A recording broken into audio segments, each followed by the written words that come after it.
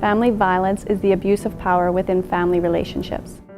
It endangers the survival, the security, and the trust of another person within that family. It can include many forms of abuse, including but not limited to partner abuse, senior abuse and neglect, child abuse and neglect, child sexual abuse, parent abuse, and witnessing of other family members being abused.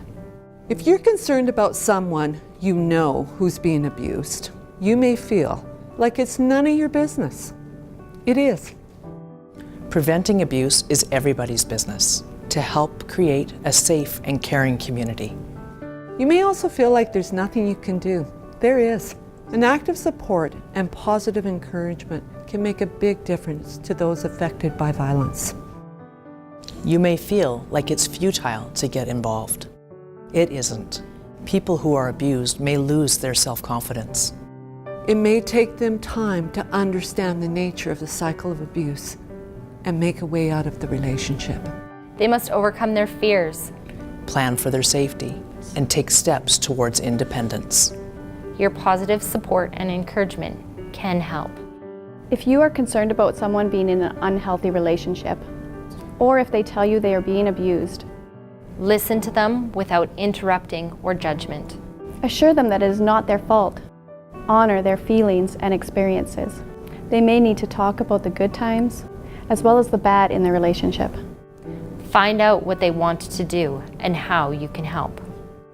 Provide them with support by encouraging them to talk to a resource that can further help them develop a safety plan. Often, victims of violence may be confused and will change their mind frequently.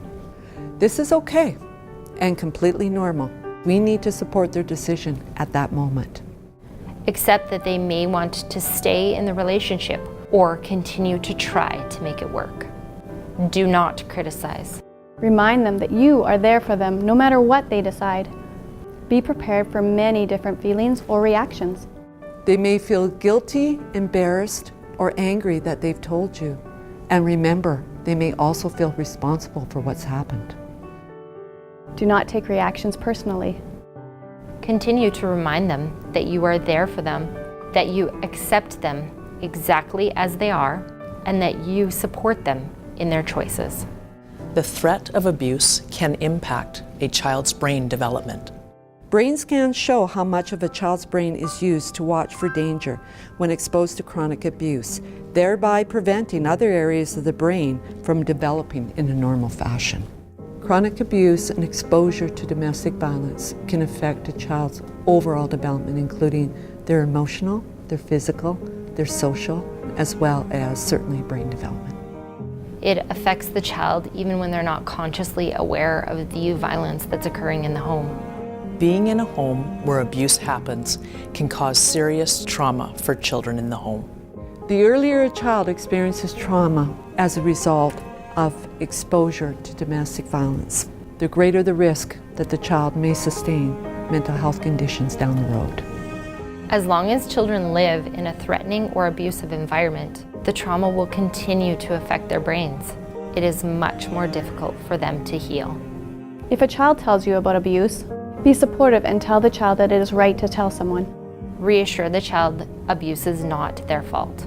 You do not deserve to be abused. Nobody does.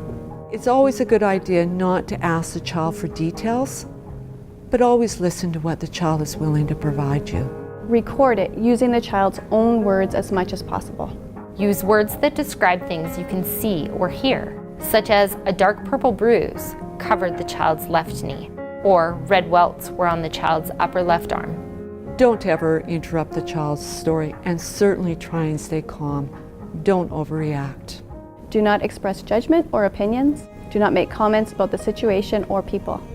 Do not conduct your own investigation. It's not our responsibility to decide if the child's information is accurate, true, or if the child is at risk.